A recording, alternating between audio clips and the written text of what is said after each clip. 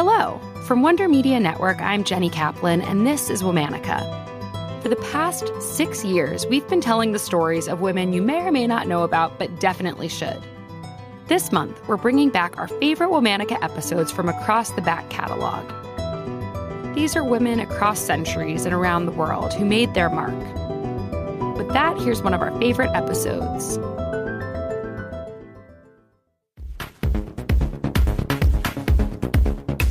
Hello, I'm Carmen Borca Carrillo. I'm a producer at Wonder Media Network, and I'm so excited to guest host during this final week of Pride Month.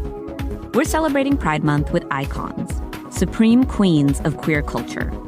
Some are household names, others are a little more behind the scenes.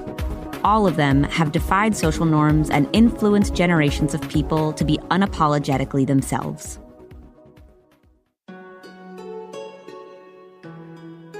Today, we're talking about an icon of antiquity, a forerunner of queer language, an architect of the very words we use to talk about queer identity today. While her own sexuality has been a subject of debate for centuries, her influence on poetry and her role in giving a name to love between women is undoubted. Let's talk about Sappho. Sappho's personal history is shrouded in mystery. She was likely born around 615 BC to an aristocratic family on the Greek island of Lesbos. She probably had several brothers, and she probably married a wealthy man and had a daughter. She might have run an academy for unmarried young women. She might have been a priestess. She might have died young, throwing herself off a cliff after her heart was broken by a young sailor.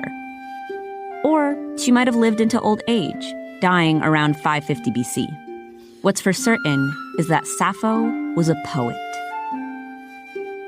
Sappho dabbled in the popular epic form, in which poetry was narrated by the gods. But her most famous works were written in first person. Her poetry was vivid and emotional.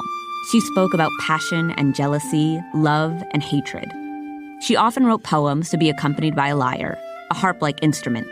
She also refined a lyric meter all her own, one so unique and influential, it's still called Sapphic meter. And of course, Sappho also lent her name, and that of her home island, to two words of queer importance: Sapphic, referring to the love between women, and lesbian. Even if we get today's word lesbian from Sappho's influence, it's not fair to refer to Sappho herself as a lesbian. For one, the word and its context didn't exist in ancient Greece. And as for Sappho herself, there's so few sources on her biography that it's impossible to truly know any facts about her sexuality. But certainly in her poetry, Sappho does express fondness for male and female subjects. Regardless, people have been obsessed with Sappho for forever. Plato famously called her the 10th muse. And even the earliest scholars of Sappho speculated about her sexuality. 3 centuries after her death, writers of the New Comedy, a Greek satire of Athenian society, ridiculed her as an overly promiscuous lover of women. In 1073, Pope Gregory reportedly burned her work for licentiousness.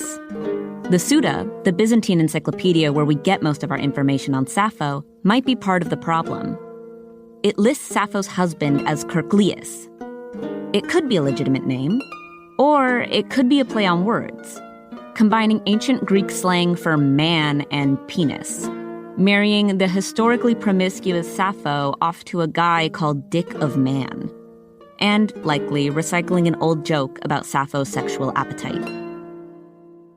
Thanks to the passage of time and the persistence of rumors, very little of Sappho's poetry remains. Most are fragments, quotations via other authors.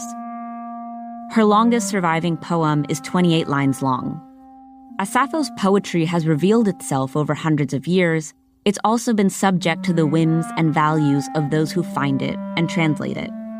People who might want to come up with explanations and conditions to dampen Sappho's love for other women.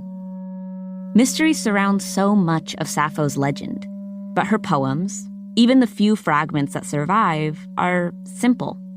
They're earnest and utterly human. Here's an excerpt from a well-preserved piece, translated, of course, where she seems to long to trade places with a young male suitor. Like the very gods in my sight is he who sits where he can look into your eyes, who listens close to you, to hear the soft voice, its sweetness, murmur in love and laughter, all for him. Regardless of how her poems might have been interpreted in her lifetime, and regardless of Sappho's own personal inclinations, one thing is clear. Sappho is an icon of poetry, of scandal, and, of course, of love.